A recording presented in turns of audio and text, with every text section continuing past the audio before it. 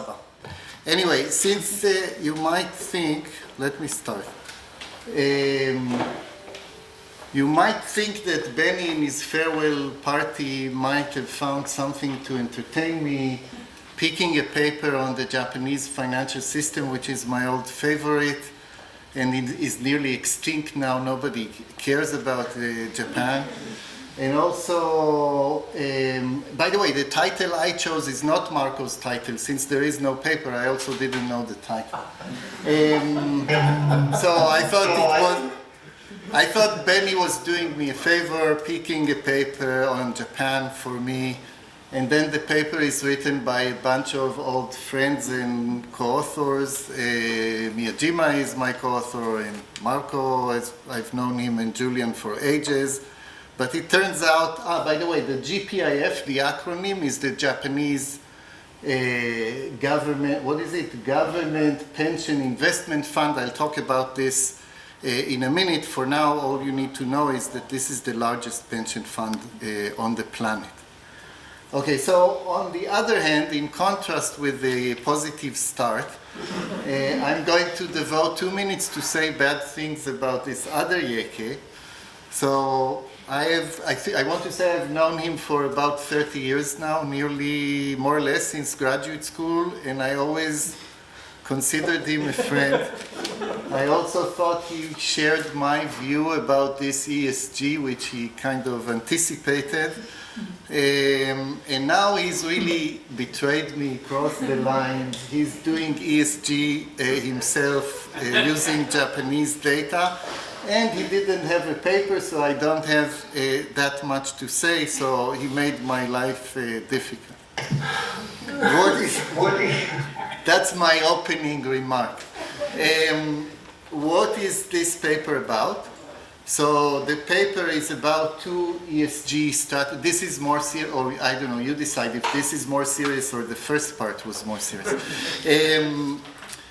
This is about the ESG strategies of the GPIF, the Japanese National Pension Fund. And the main argument or the main pieces of evidence are that the GPIF promotes ESG through 2 channels. One is this direct investment in ESG indices, and Marco showed you these figures suggesting that inclusion in these indices seems to generate a positive price response, and that's in contrast with evidence from the US.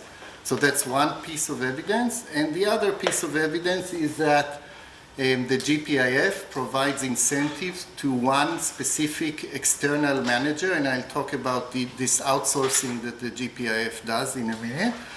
To engage companies. The engage is in quotes because it's not a very well-defined term, and they reward this asset manager for doing so, and Marco has argued that the 2 strategies are complements rather than substitutes. Okay, so what I want to say is divided into 3 basic questions. One is on the index and the index inclusion effect. That's the first one. The other ones are coming up. So as you've seen from Marco's presentation, these indices in Japan, they have these beautiful names, allegories to the cherry blossom and the other, the beautiful scenery of Japan. What are these indices? What are the criteria for inclusion in them? Why do they matter? Do they measure anything? So there is, Marco was open about this, that they need to do more of this. This is related to the price effect, right? So there is this huge literature, which I think you probably know, about being included in an index and the effect on prices and on co-movement, and whether or not it's a long-term effect or a short-term thing, just a temporary, and whether it's symmetric with inclusion and exclusion, and whether there is any information contained in the index inclusion. So here it is, I think, crucial to understand why is it that prices go up upon inclusion? Is it just because of the demand effect, as Marco has said? Yes, the GPIF is huge. They buy these shares. Maybe this drives up the prices. Is this a temporary thing? Is this a permanent thing? Or maybe there is some information contained in these indices, maybe companies responding to inclusion, and Marco has shown you that it's not everybody. Maybe there is something that you learn about them once they are included in the index. So all of this can be explored, and maybe it looks like it's more promising than the diff in diff, which doesn't look like it's going anywhere at this stage. I should have said the variance is also interesting. Yes, why is it that some companies have a price effect and others do not? The magnitude seems small to me, especially the exclusion, but there are effects. But there is a small number of observations. In general, this literature makes a big fuss. I don't want to spend much time on this, on the symmetry, whether there is symmetry between inclusion and exclusion, and whether and what does this mean in terms of information. So a lot of this can be done in this context. The other set of comments has to do with this index, this AM1 or whatever it was called, this asset manager that is selected by the GPIF to engage companies. Yeah, so the GPIF, as you will see, engages external managers and provides them with very intricate incentive schemes, which you will see on the same slide.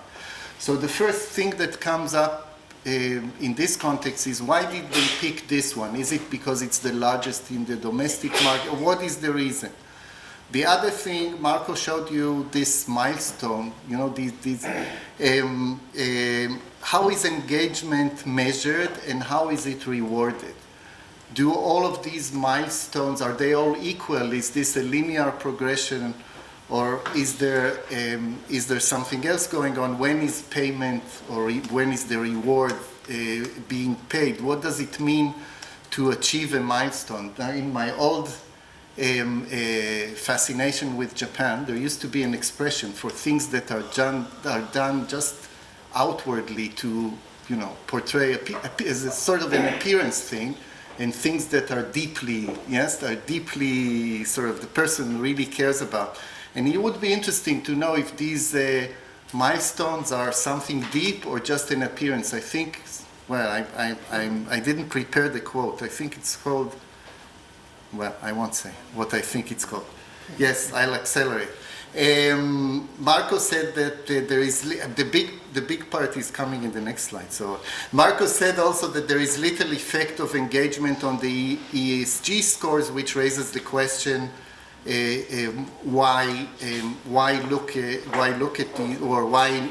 encourage this engagement at all? In passing, I won't go through this. The GPIF is the OECD's model for how to design performance-based incentive fees.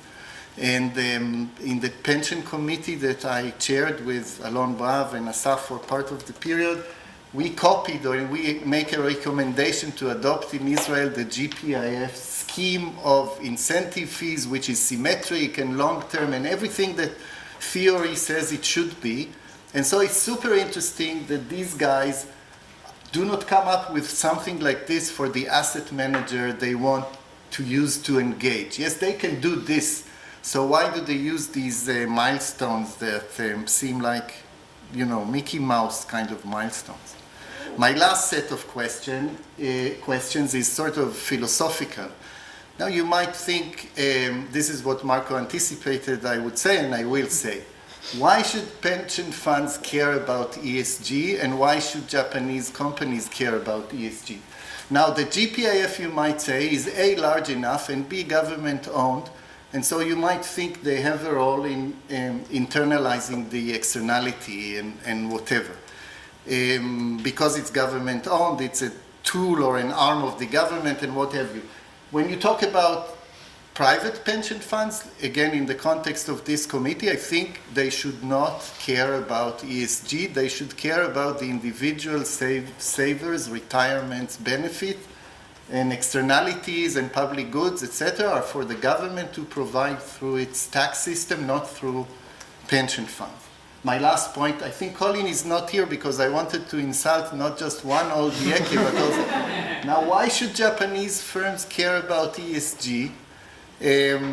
Japan is exactly the opposite of what Colin always talks about, right? Japan has long-term views and stakeholder-oriented companies, and they maximize anything but profits.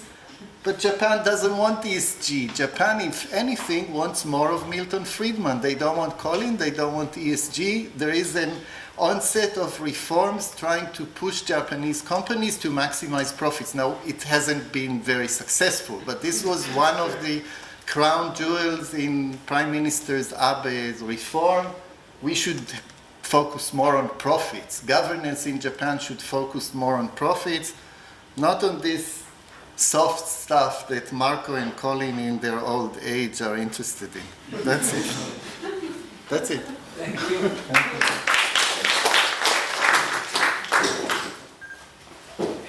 Anybody would like to comment?